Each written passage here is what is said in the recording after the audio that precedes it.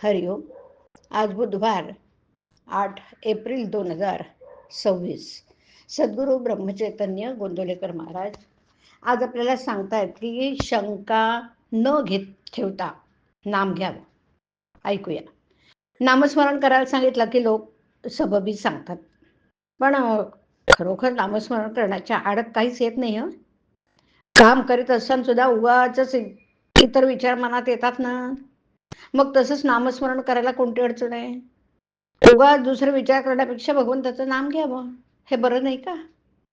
वेळ सापडताच तो व्यर्थ गप्पा गोष्टीत न घालवता नामस्मरण करावं, श्रद्धा ठेवून करावं.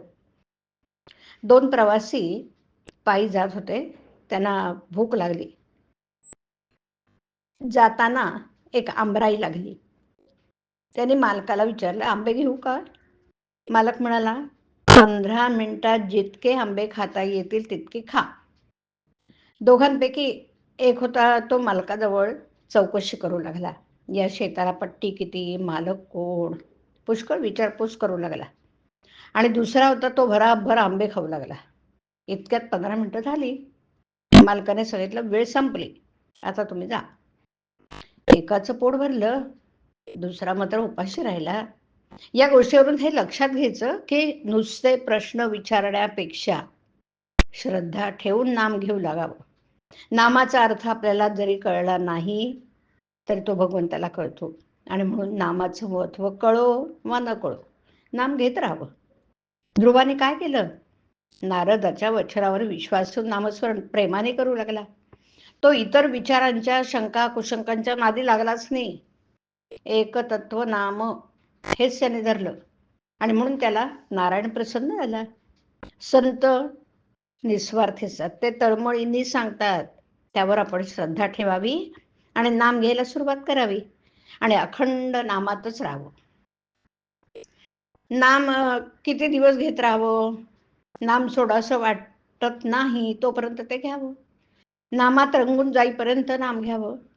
नामस्मरणात रंगला की नाम सुटणारच नाही. भगवंताचं नाम हेच श्रेष्ठ आहे आणि त्या नामात रंगेल तोच खरा. चरित्र विसरलं तरी चालेल, पण नाम विसरू नये, कारण नामात सर्व चरित्र साठवलेले आहे. ज्ञान, उपासना, कर्म वगैरे मार्ग आहेत, पण सर्वात नामस्मरण हे सोपं साधन आहे. एक मोठा किल्ला होता, तो अभेद्य होता. मुंगीला यात प्रवेश होणं अशक्य असा तट होता. पण त्याला एक मोठा दरवाजा होता, त्याला एक मोठं कुलूप होतं. एकाला त्याची किल्ली मिळाली, मग प्रवेश सुलभ झाला. तसं नाम ही किल्ली आहे. परमार्थ कितीही कठीण असला तरी नामाने तो सुसाध्य असतो. नामावर प्रेम आणि श्रद्धा बसत नाही अशी तक्रार करतात. संत वचनावर विश्वास ठेवून अखंड नाम घ्यावं, त्यानेच समाधान होणार. आपण रोज उठल्यावर भगवंताचं स्मरण करण्याचा नियम करावा. स्नान वगैरे गोष्टी झाल्या तर कराव्याच, पण त्या वाचून अडून बसू नये. हरिओम. हरिओम तत्सत. हरिओम.